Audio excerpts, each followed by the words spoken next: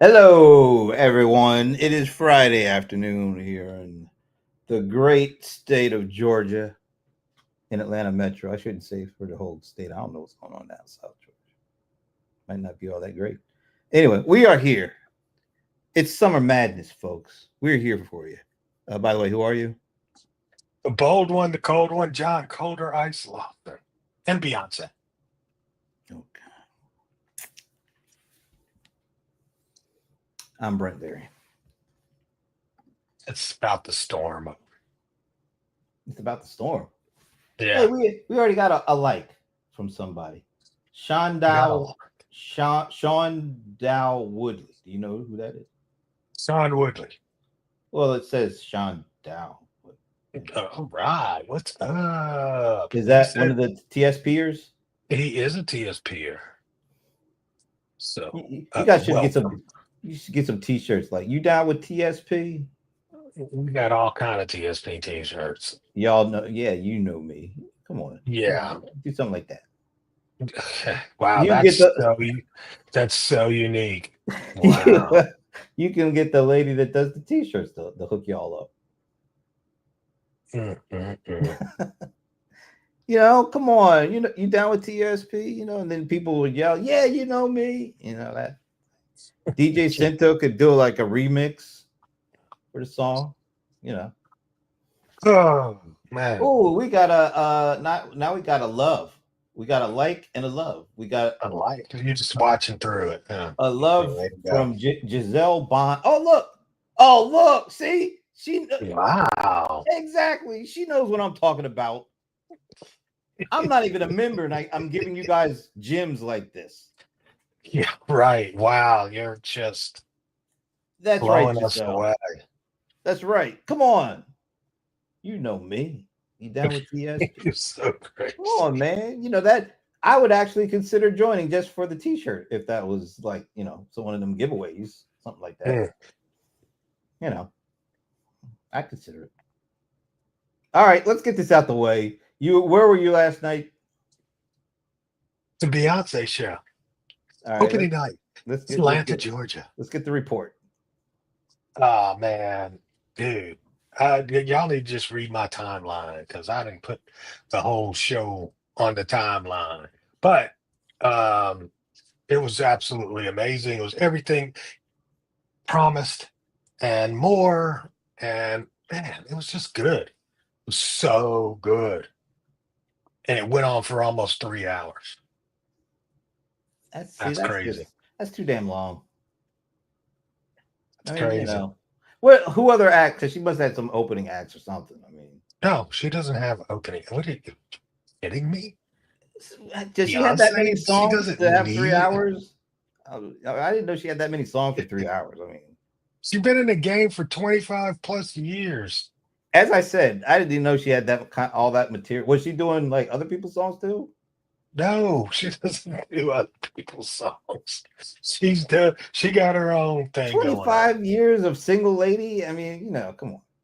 Did she pick No, up a that's like not a? the Did she do pick up like a guitar and do a little solo or something in between? no, she doesn't do that. That's not Nah, Beyonce puts on a show.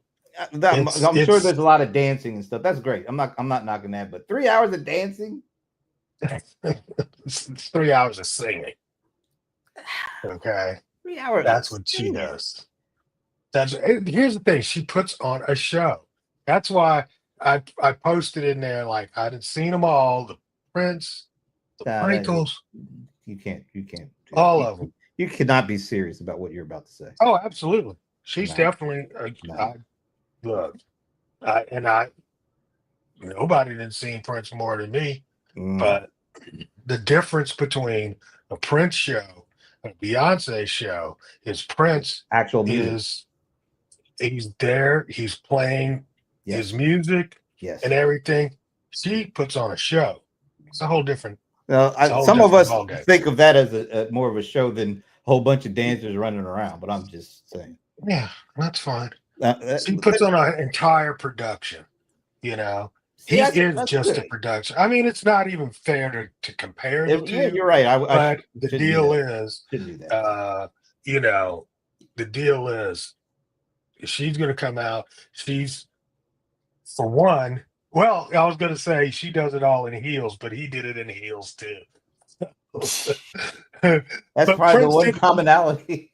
Prince hasn't put on a show like that, kind of like a performance like this kind of thing since See, probably I would say when he was on the tour for Love Sexy.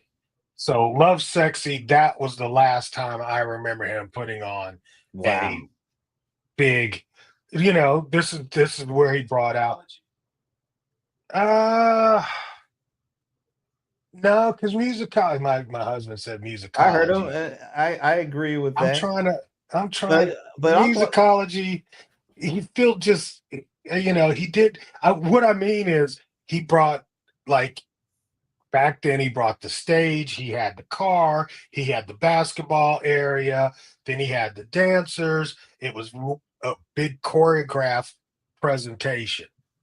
As he got older, he didn't really do that. He didn't it was need to about the do music. that. Yeah, it's all about Yeah, the I music. mean, it was just about him. He would just And he could his sit those there and with a guitar and just play. well he I mean, hell, well the last concert was just him and a a microphone and a piano and a mic, piano. yeah. So But that's those are different. Like with him at live at Montreux Jazz Festival, the 2009 in particular. That was just so good. It was all about the music. So I think we're saying the same thing. She does a yeah, lot of additional stuff, and I'm sure that's really well done.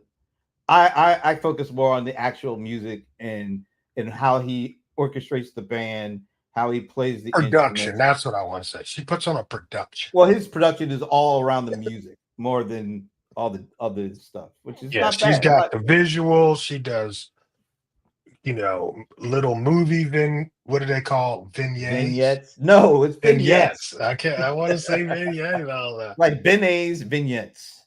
Okay. So she does the movie parts, the costume changes. She got her kids in the show. It's just crazy. Got her It's kids. crazy. Mm. Yes, man. Her daughter is the Blue lead Velvet. dancer on many of the numbers. It's crazy. How old is that kid? Man, I'm trying to think, 13 maybe. 13. Damn, that's And unbelievable. she I mean, the difference between 2 years ago and now, because that 2 years ago she came out, did a little segment in the show, and now she's just all over that stage. It's amazing. That's cool. She's a full grown dancer. That's cool. Man. But yeah, let's see. She did like 40 songs. She's got 40. Well, I guess she has to have. And one thing that she does, I mean, of course, just like Prince, Oh, again, don't he do that. wouldn't he wouldn't he wouldn't have an album probably since what were you saying? What was that last one that I just said? You Where he said toured on the musicology. material. Yeah, musicology where he toured on the material.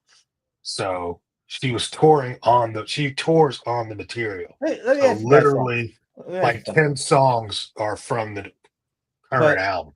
yeah, but there's no like, is there like a radio station that still plays music? Like, do they still have those? I'm just curious. I, I don't, I guess, Because yes. I'm sure there's still. and do they actually? So this is a full album that she made, right? Like an actual Yes. album. Yes. Is she like She one of the does few that albums. actually does albums? I'm serious. Yeah, I she don't. is. She does albums Okay, because with themes. with themes. Yeah, But I mean, like this how is the often does she country put out an album. album? Like how often does she put out an album?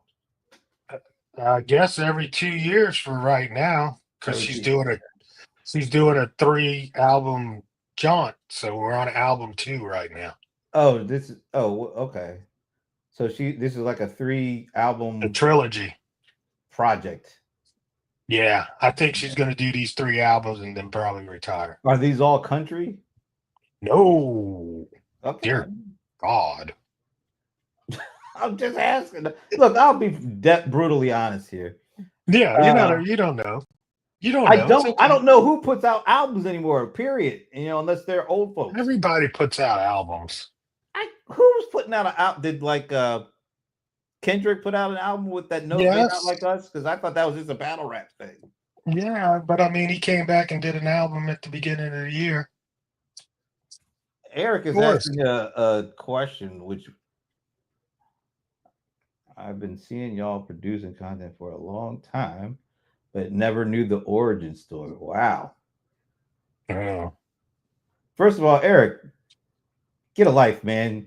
You don't you knowing our origin story. Yeah, it's not that exciting. But you did mention a couple of names that were at the concert last night that are part of that origin So there you story. go. Yeah, might Miss as well lead Peggy, into it, huh? Miss Peggy, and JB. So you could tell this thing. Well, one day I was going to a business conference or something, and they had all these different speakers. Then they had a breakout room. Was that a So score one conference? breakout, Was it a score conference? I don't, I thought score was I involved don't. now. It might have been. It's just been so long ago. But But all we right, had. so what year would you say that is? I quite honestly don't remember the actual year, but it I was a don't long time either. ago. It was a I long want to time say ago. '07, maybe. That sounds about right. Yeah, Oh seven, maybe oh eight, ish. '06, '07. Yeah, So somewhere around there. Yeah. been a while. And one of our mutual friends was teaching a class about PayPal. And I was teasing him about it the other day. He just loved his PayPal card. His used to be like, and if you buy with the PayPal card, you get a 2% back or whatever. It was just like I was sitting there going, and we were doing so much volume with eBay at the time, So I was like ready to hear some PayPal secrets. And he was talking about being a PayPal user versus, a PayPal vendor. But at any rate, I thought he was a pretty cool guy. I met him. We hung out for a minute. And then I want to say he must have invited me over to y'all's meetup, or they were putting together. Did they have the meetup before I came? I don't remember the sequence of all this. Okay, so anyway, But I know him, that Miss Peggy, was Peggy. really the one. Remember, because we were meeting at her friend's office on Yeah. Saturday mornings, and this guy, And I whether guess he he's that crazy. introduced, yeah. So he introduced me to Peggy, and then Peggy started doing this, and you came to the Peggy part, I and thought that's how Score we was met. involved somehow. Like, what did because Peggy was organizing conferences for Score, and I think she had both me and Jeff talking. That's how you met Jeff? And no, I don't remember how I met Jeff at this Wow, point. that's It's crazy. about like it's at least I remember the year though, because it was when I had a business partner for Serum Essential. So we're talking 2003, 2004. That's where I met Jeff. Wow. And you know who I met even Okay. before Jeff? Uh Kim West, because we were Salesforce certification partners and we were going to a Salesforce community meetup thing.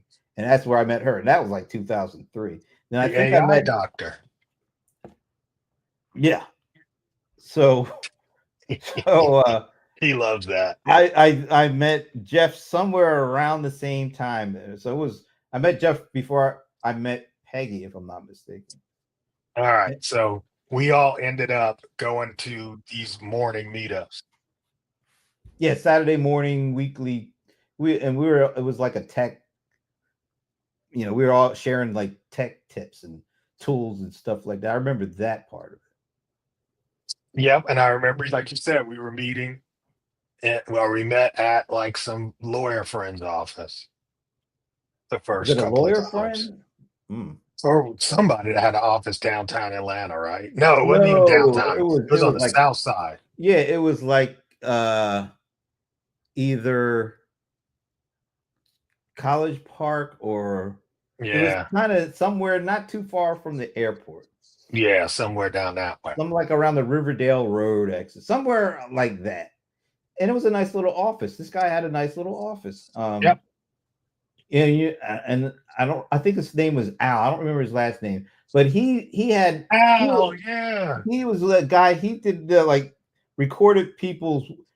He was recording people's weekly shows. Remember, and he was getting them placed onto. I don't know if it was on radio, like local radio or something, but he was known for like recording people's shows because it was sort of like what was that guy, the Sky Jock or the Fly Jock, those kind of shows, like they were recorded for radio, and Oh, then really? and then he would they were recorded well ahead of when they actually aired, and so he recorded them, and then he would distribute them out to like different outlets because this is before social media took off. So he was like the old school version of a YouTube. He would record it and make sure it got distributed, and I think they would split some kind of proceeds from this.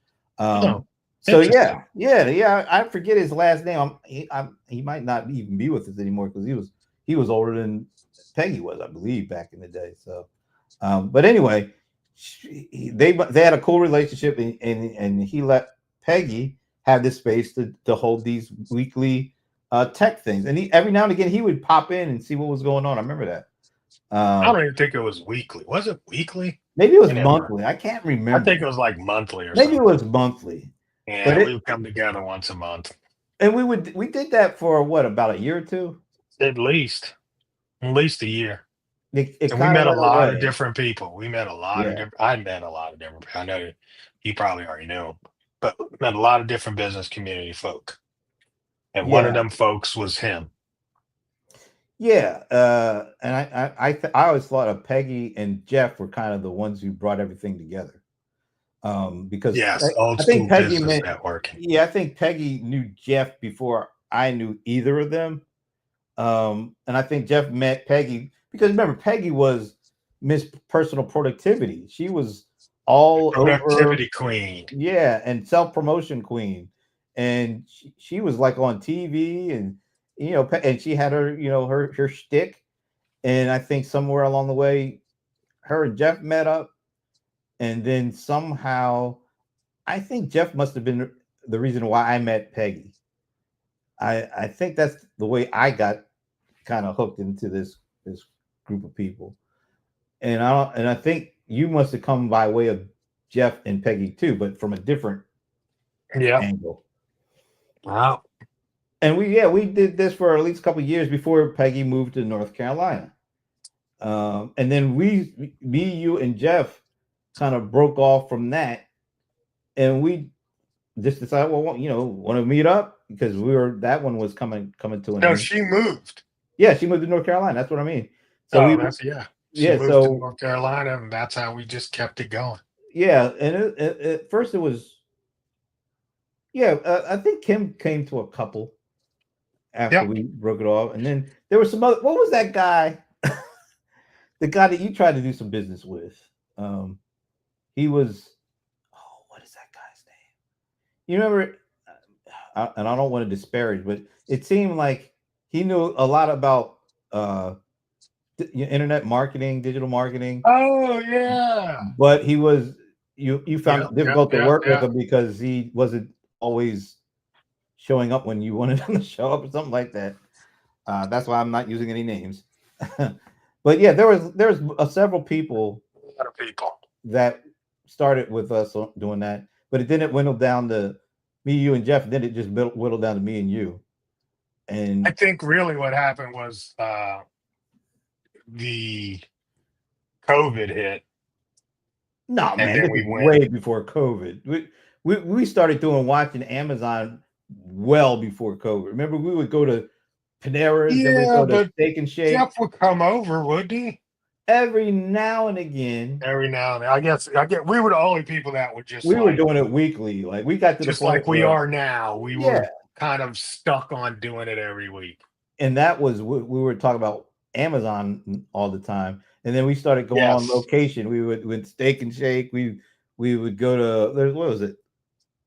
It was Panera Steak and Shake, and it seemed like there was one or two other places. But so we started getting Oh, into it. But here's the deal. Once it was just me and you meeting up, we was like, well, we should do a podcast. yeah, It was that's it. like, since we're here, it's like the conversation's so good business wise. We should invite other people into the conversation, and that's kind of how we started yeah, podcasting. yeah, and I had that little Mevo camera. Yeah, that's true. You got your little camera. You wanted to do something with it. Yeah, and we actually, for a while we had some nice traction when people were definitely following us even back then. Yeah. But was it when COVID hit is when we decided why? Because it was you wanted to kind of branch out and talk about more than just Amazon, which was the right thing to do. Yeah, I got bored with Amazon. Plus, I knew I was mad at them at the time. So anyway, I yeah, wasn't fascinated as much as pissed off. I was really fascinated with them for a I'm while. still fascinated with them. But they Not still not piss as me off. much. Not as for me, No, not because as I much. don't have to deal with them as much.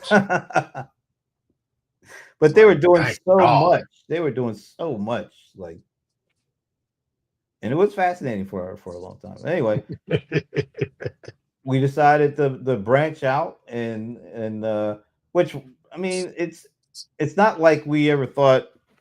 I never thought nothing about how long I was going to do something like this.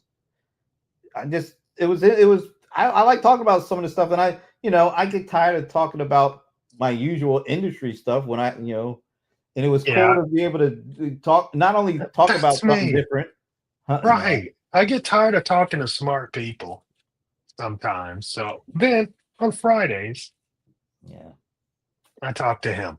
yeah. Thanks, Eric, for setting that one up.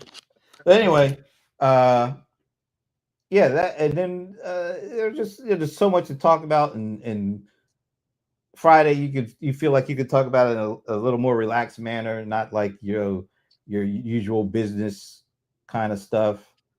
Right. I think we And should do it on Wednesday. I think we tried different days. We tried different days. Yeah, and Yeah. this felt the best because Friday afternoon you were winding down. You weren't doing your traditional business speak. You felt a little more loose about what you could talk about or how you could talk about it, and people like hearing being a part because we would always people who would come on, we would always integrate them in somehow, and so it just works. And it still works for me.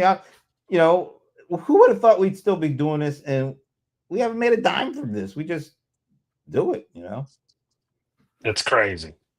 So there it is, Eric. Thank you for tuning in. When you, Yeah, we appreciate you. yeah, we actually have some regulars, which is kind of fun. Um, so anyway, There it is. that's that. That's awesome. All right, It's so crazy we're still around. yeah, talk a little bit about this thing that we tossed around a little bit this morning on the other one around the YouTube demonetization story.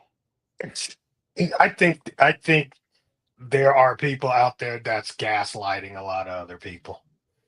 I don't think it's going to be that big of a deal, but they're demonetizing content that is repetitive, not creative, and really adds no value. They're just like, we're tired of this crap. And a lot of it is made with AI. Yeah, And I faceless think, AI content. right. And I think a lot of people are saying, oh, they're monetizing AI content. That's not the case. It's not just about AI. It's just about worthless content. Like you'll see some stuff, it'll answer a question, but it's just written by, Chat GPT, and it's got some still images in the background popping up. And it's mass produced. I think that's the other thing. They're like Huge. using these AI tools to flood the market with slop. That's just the way I see it. And so Yeah, I think so. It's basically what, and I applaud YouTube for doing this. I'm not a definitely. I'm not a content creator, so I'm not worried about getting demonetized.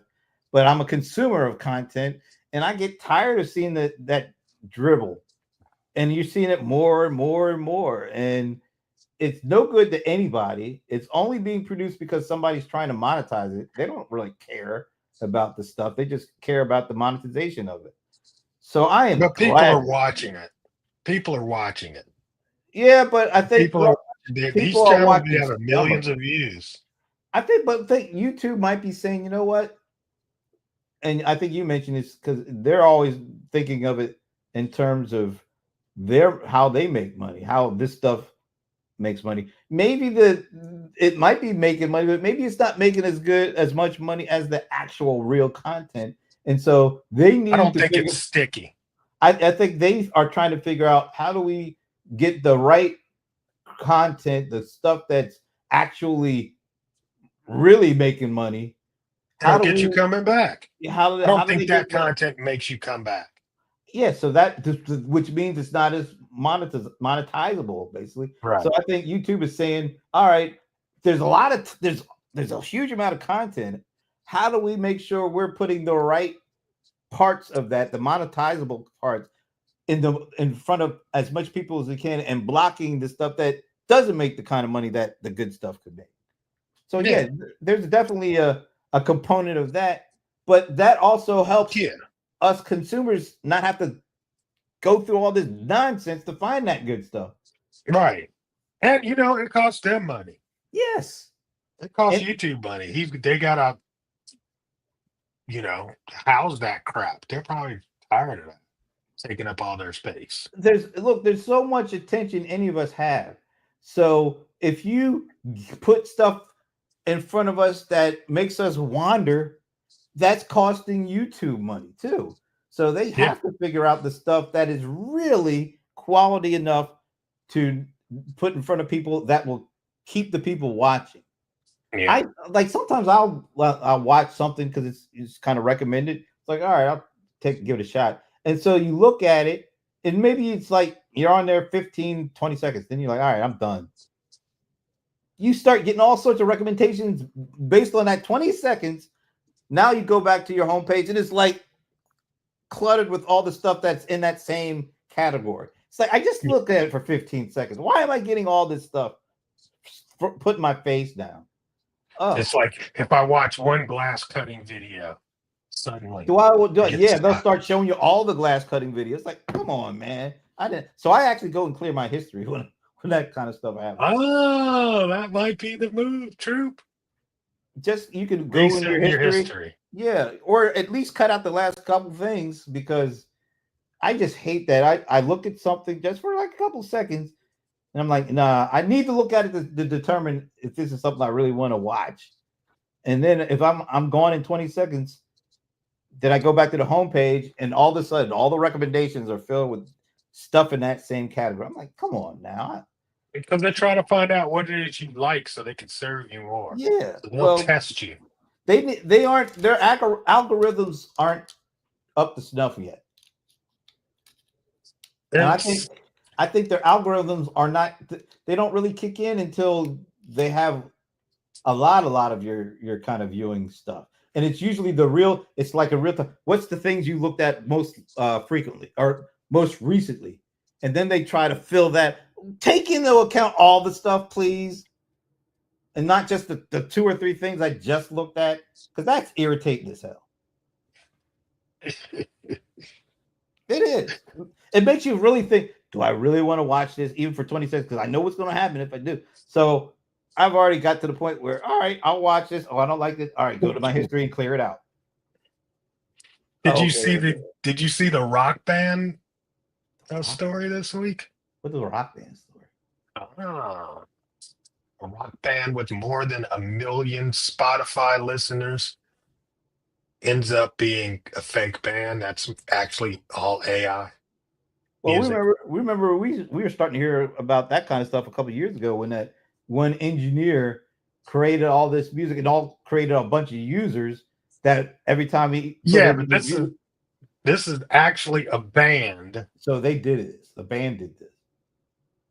No, this is a creator that made up a band, Okay, okay. Yeah. released it. It's called the Velvet Sundown, and it's a band with a channel that Mhm. had 1.2 million streamed, on their album. So they had some And sort then of it comes to agent. find out, and it had backstory. Here's how he got started, all of that. Come Which to took them find all out, about a couple of minutes to make, by the way, because AI will give you all that stuff. exactly. And all the music was actually made with AI. We're suckers. It's We believe it's every got our damn number, thing. man. We AI's believe got every our damn number. thing. I'll tell you AI what, has got it. that Google VO3, I know you only get like little 20-second the ability to make 20-second clips, but them things look good. They look and Yep. sound really good. Hey, here's the thing. That's the worst it's ever going to be. Yeah, it's only going to get better from here on in. Yeah. So It's amazing. it's on. And you remember we used to always say, and if we would go back a year ago and look at our shows, and we would always say, I tell you, man, there's some video stuff that's being held back because they didn't want to put it out before the election. If you remember that last year, if this would have been out last year, oh my God. Yeah. If it was released on the world, there would have been so much election crap. Well, guess But what? here we are. Next year, we're going to see it, and it'll be better than it is now. Yep. It's going to be a lot of content.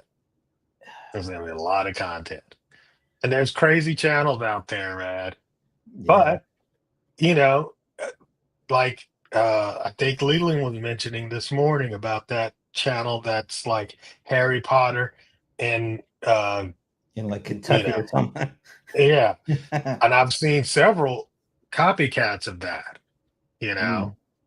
It's like, so once people figure out, oh wow, people are watching this and you can make it with AI, then everybody, there's the barrier to entry is very low. 0. Once you take your idea, put it into the world, it's real likely to be copied.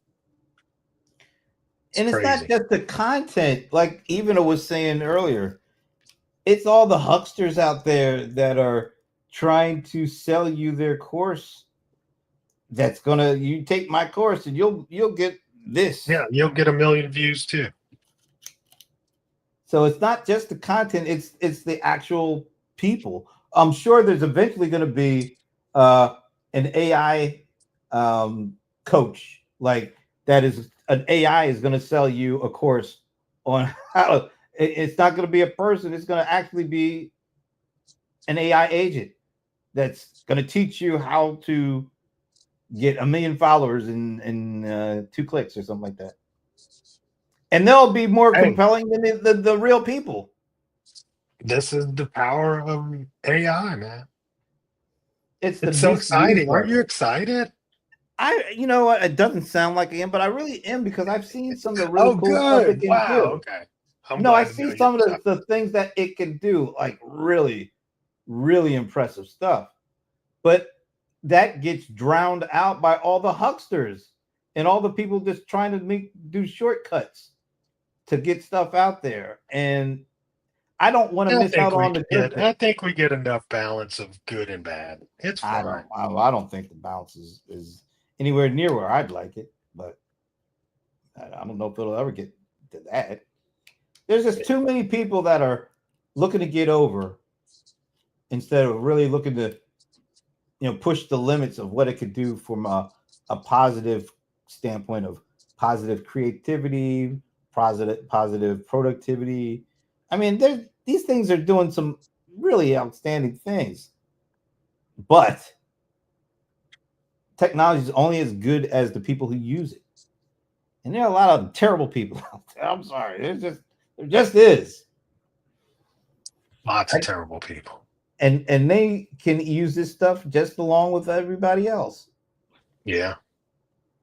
And there's no getting around that. I mean, so we got to be prepared. I think it's coming. It's coming at you. It's all in your face. And it's going to be coming faster and with more stuff behind it than every day from here on in. It'll have more today than it did yesterday. It'll have more tomorrow than it did today. We're not ready to deal with it.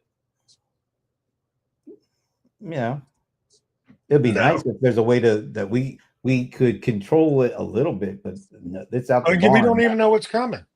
Yeah. So how do we know how to work? How do we know how to solve the problem that we don't even know what the problem is? Yeah, we don't even exactly. We don't know what's about to happen before it happens. So we're gonna be playing whack-a-mole the whole time. Eric says, we knew bad AI content storm was coming. That's true. You know what? I think it's about how the level of badness it had gotten to. It's gotten there a lot faster than I thought, maybe. But yeah, we knew the tool gets better. Yeah, it's not even close to peak yet. That's the really scary part. Yeah, nowhere near. So he says, I search out places, communities for human created smart content.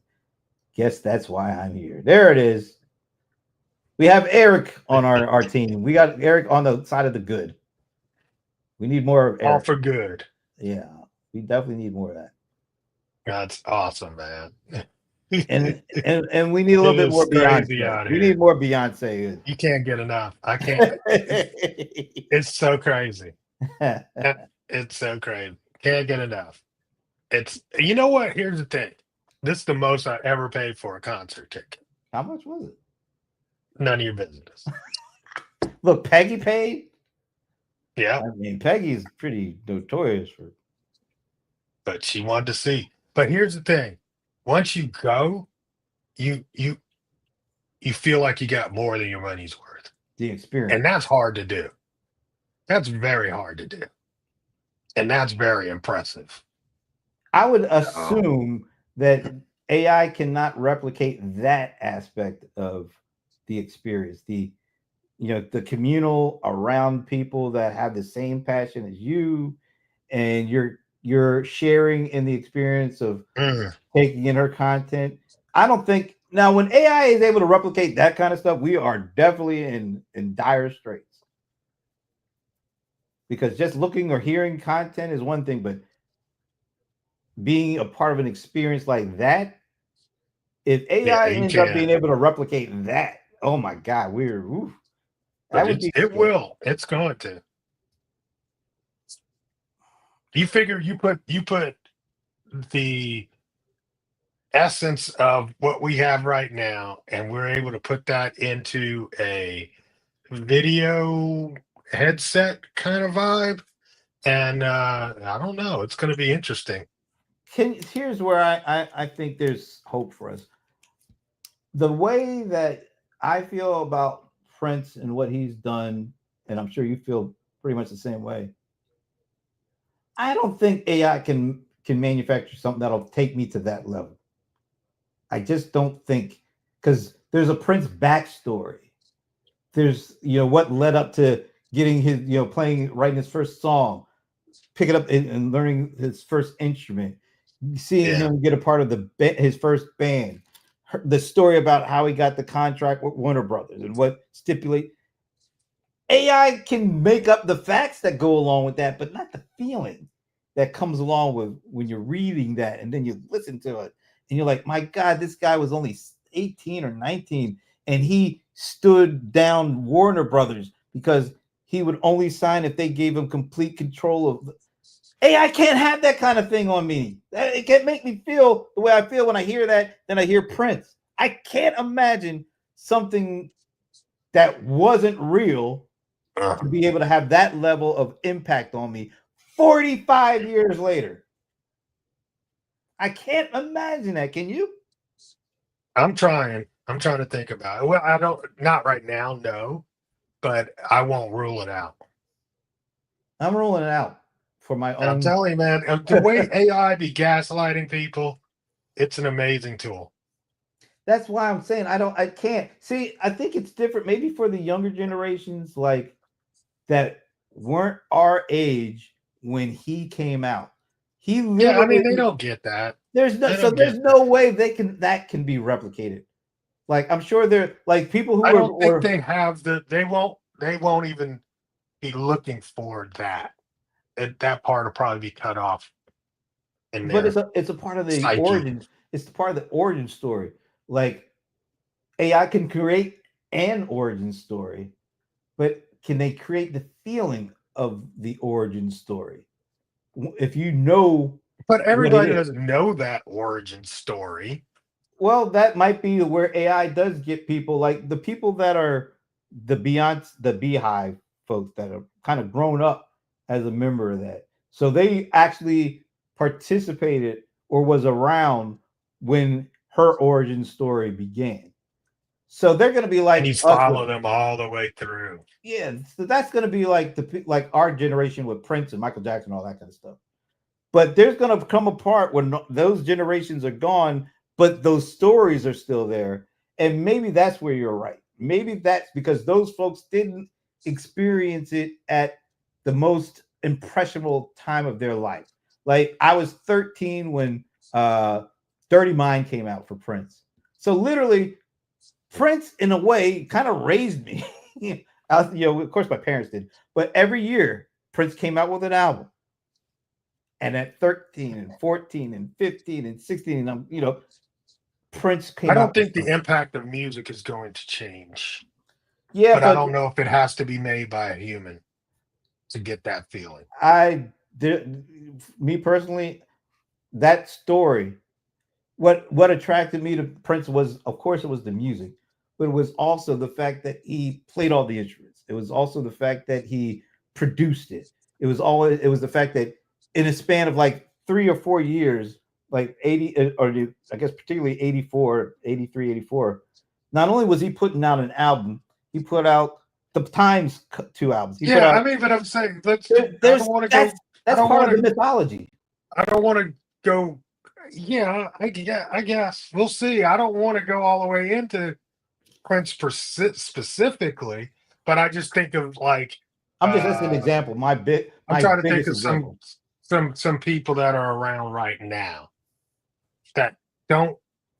So you're saying the human part of the artistry is important.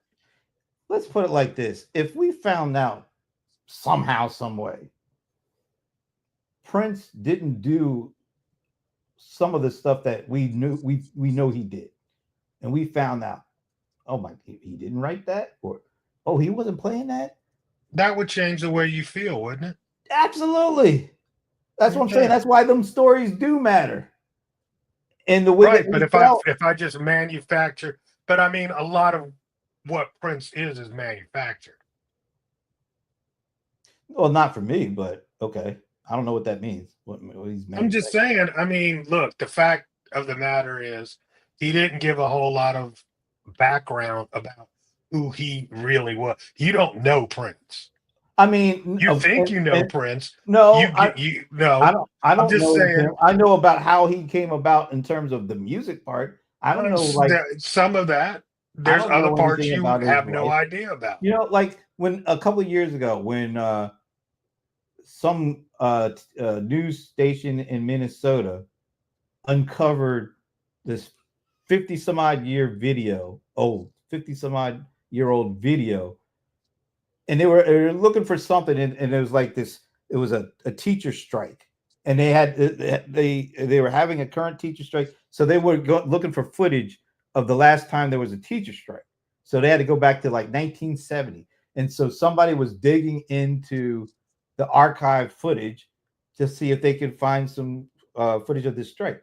And as they were looking at this stuff they found, they saw these little kids being interviewed by somebody at the news station to get their opinion of, do you think the teachers should go back to work and you teach? And so the little kids were getting interviewed, and all of a sudden one of these little kids, the guy said, oh, what? And he looked at this kid and he's like, this can't possibly be who I think it is. So he took it to like a whole group of people in the newsroom. It's like, we just found this footage of these little kids getting interviewed. I'm not going to tell you who I think this one kid is. I'll just play it. Okay, so the guy was Prince. Come on. Little kid was Prince. That's part of the mythology now. If somebody comes up and makes an AI out of that, who gives a shit? But that's an AI out of what? Of the little kid? A little kid, you know, that all of a sudden it's like, oh, it's a little Prince. It does not have the same impact as if the story was real and legit and not made up by some AI. There's legitimacy that makes this stuff more. But hey, the deal is, I could make a Prince baby video.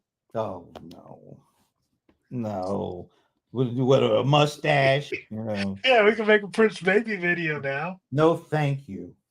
And I don't want to see no damn those little with the cake, the birthday cake. But wait, what I'm going to say is, I'm saying that you could actually manufacture this whole scenario, couldn't you? You could manufacture the whole thing, but it wouldn't have the same impact. That's what I'm saying. You do. That's what you think. I think it would have the same impact. Not. I think it would have the same impact. Not for any of. Like, do you think? What's our girl's name? That is the Prince-aholic. Is it Sherry? Uh-huh. I don't think it would be the same thing. I think here's the thing: there are people that are that way about like Harry Potter. Their favorite stuff. Although Harry Potter, I don't know. I just use that because that's somebody. That wasn't a real person. That was a book. That's what I'm saying. There are people that are Harry Potter fans. Oh, absolutely. They know everything about Harry's origin story, about his life, and he's not real. Somebody made that up. I think AI is going to be able to do that too. But no, we knew that was a made-up person from the very get-go. I know, but I'm saying that the affinity that people have is the same. It's not different. I think when the way they feel about Harry Potter is no different than the way they would feel about somebody that's live. I think they are every bit as invested in that story as if it were a real person. I think you're right. People are invested in that story, but when it's somebody who actually lived and breathed and people who were around when that was taking place, you can't get them to say, oh yeah, the AI could have made a story as compelling as that. There's something about being authentic and real here, folks. That's all I'm saying. If that doesn't matter, then what the hell are we talking about? We're talking about Total Recall. I like that movie, by the way. Hey, Ramon. Yeah, it's my favorites. Every person is an enigma. Most people you really truly know are unlikable. Damn. Wow. Okay. This is why people love to see heroes fall, because the hero characteristics are less believable than the villain. I don't know about most people you know are truly unlikable there. That's who you hang out. Yeah, I don't know about that one. That was a bit rough there, Ramon. But I mean, the more you get to know about a person, the more you might dislike them. Yeah, I get. And what's that thing? Beware of meeting your heroes, because I've always stuck to that. I don't hang out with my heroes. Well, they wouldn't hang out with you anyway. But I'm just saying. Shut up. Look, my favorite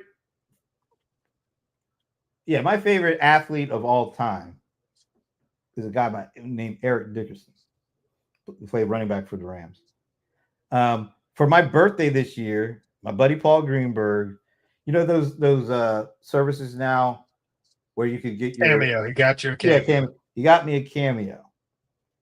And the way that Eric did this cameo, he made me feel like I was his buddy. Now I know damn well I'm not, but he listened to whatever Paul gave him to kind of sum up me. This guy actually took it in. See, you believed it. I believed that he was a legitimate person because he didn't, you know, you get some of these cameos, they don't even like get your name right. It's like No, they happy get their name birthday, right. first name, last name. No, they don't. That's This not guy true. I've seen some really bad ones. I'm sorry. They're I doing, don't know. I've never had a bad one. they're doing it for the money, but you don't have to make it look so much like you're doing it for the money. This guy was that's the way you make the money, is by making it look like you're doing it for the money. Well, some people would not be the best way to do them. Some people have been idolizing these folks for years, and then let's just put it like this: your Brent video is not any more real than the other one he made, the other 100 he made that day. It is to me because it didn't come across. It didn't come across exactly. It is come across you. Like that. That's right. That's the key. So he reinforced me liking him by not phoning it in.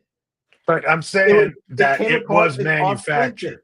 It was manufactured. Look, I know he doesn't know who I am, but not at all. At least he took the time. Care less. At least he took the time to read whatever Paul sent him. Only because he got paid. Of course, it's because some people do that, get paid, and they don't do any of that. And it comes across as very easy to say, all right, this guy. My point is that it felt good to you, but in reality, he did 100 of those. It felt good to me because he took the time to actually read whatever Paul sent him, right? And incorporate. So it was manufactured. But it was manufactured. I'm not the feeling you got from it. I didn't get it from somebody who wasn't Eric. Let me just say this: it was Eric Dickerson saying that. It wasn't you got from it. That was genuine because it was Eric freaking Dickerson saying it, not an AI. But I'm saying it was the feeling you got was genuine. If it had been somebody, I would guess that the emotion on the other end was very manufactured. If it had been because that's what he did that day. If it had been somebody and in the stat, Dickerson, it was this guy said it. Do one for Brent Leary. It's his birthday. Say birthday. It's so legit, Brent, but it wasn't birthday. him, and I know it wasn't him. For you. I wouldn't be excited and you're like, oh, that's Eric why I was Dickerson excited said my about name. It was Eric Dickerson staring me right in the grill. And he sounded like he was legitimately interested in wishing me a happy birthday. If it had been anybody else with that, I wouldn't care. But it was like last night. I knew it was him, so I cared. Beyonce's walking around and everybody's got their sign and they say it's my birthday, right? And so Beyonce will walk through and say happy birthday, and use your name. Happy birthday. Name. They didn't even know she would. No, it's on the card. So if it's on the card, she's happy birthday. Thanks for spending all that money. Exactly. That's exactly what you got. You do it. But you think it's so personal, but that's exactly what you got. Some of these folks don't even want to do the candies because it's not enough money for them. At least this guy said, "Hey, I think so much of you that I actually read the stuff that your buddy sent over, and we have some similarities. I really appreciate what he said about." He said he I think it was like a 4 or 5 minute thing. You are so gassed up. I am so right. I am very right about this. You're so gassed up about that. No AI is going to make me feel. I don't want to take that away from you. Ain't nothing AI can do to make me feel like that. It only takes a few $100 and we can get another one. No. Yes, it'll be exactly the same. I don't need it'll be somebody else's. You know what? It was the surprise. Like, oh man, this is cool. Eric Dickerson talking to me, wishing me a happy birthday. I didn't give a damn that he didn't know who the hell I was. That's why that platform works so well. Yeah, because it's only if the individual, at least you feel like it's legit, or like you feel like, oh my god, we know he's getting paid. Didn't you see the story about the guy? His wife turned him in but she put the story into CNN about him talking to an AI girlfriend and thinking that might break up their marriage. Did you see that story? No. Yeah, it's happening. So an AI thing broke up somebody's real marriage? It didn't actually happen yet, but she's afraid of AI breaking up their marriage because he spends so much time with the AI. I don't even know what to say to that. I really don't. But I'm saying you're going to hear more of these kind of stories. You hear that kind of story from, like, we were talking about the game and some of these Like, yeah, these games, some people play out 10 games, video games 10 hours a day, and their spouse is like, I can't compete with that. And that was before the AI stuff. Let's see what Ramon has, and then we better get out of here. Ramon says, for every action, there's an equal and Ramon, you didn't just say that. Somebody else said it. Prince was open and honest in his music. He ate right and obsessed about his nutrition and in his religion. And he was a hardcore. Well, look, if you're talking about the pain, the stuff he did to take care of his pain, which he was in incessant pain from all that stuff he did when he was young, back pain and hips and knees. And I guess he was trying to take things to take away the pain. He was no hardcore addict. I'm not buying that shit at all. Sorry, Ramon. You lost me on that one, buddy. We ain't having that here. We have no slander of Prince on this show. Period. I don't care. Yeah, whatever. What the hell ever. But he does make a good point. He does make a good point in that part of that Prince that we have is manufactured. He did have a drug problem, and many people, it seemed, around him knew that he was, we're not using those pills a little bit. Yeah, but we're not talking about the stuff that was going on where people are, snorting cocaine, or his was related to pain management. And a lot of people did not know how fentanyl would handle a lot of this stuff. They use it as as a way to get through with their pain, not to get high or whatever. But a lot of people that have taken fentanyl for pain management didn't know how to actually take But it. I don't think he was taking fentanyl. There was something looking for fentanyl. He was looking for the real pill and took another pill that was made with fentanyl. Okay. That was a fake pill. It was more about pain management than getting high just for the sport of it. That's all I'm saying. Well, once you become an addict, it's not about getting high. I agree, but it started with pain management. It didn't start with... Yeah, absolutely. Yeah, same with Michael. Well, his was even more extreme. That doctor he had around. Was that guy even a doctor? I mean, that guy looked shaky to begin with. But I'm just... Oh, yeah. The one that went to jail. Yeah. He looked really but shaky. I mean, but his all started, they said, from when he got his head burned. Oh, that's right. Yeah. I mean, I think when you say stuff like, they're a hardcore addict, you need to really fill in the context. And because a lot of people will take it and run with it. Oh, he was over there doing all sorts of shit. It wasn't. It wasn't recreational drug use. No, not at all. Totally different. That pain you're taking stuff for pain medicine, and then it's like, hey, I can function, and then you get hooked on the opioid of it all. Yeah, the opioid, exactly. So anyway, no slander. Crazy. No slander. I know. We're gonna have to drive by Ramon's house just to pick him up. Can we get some AI to do that for us? Anyway, and then the facts, Ramon. All right, let's get out of here. It's a little late. We got started late, so we went a little late. We ran a little late. Thank you guys for coming out and with us. Have a great weekend. I'll do all that. Try to stay warm. Cool. We'll talk soon, guys. Peace. Next week. Do that. Oh, there we go.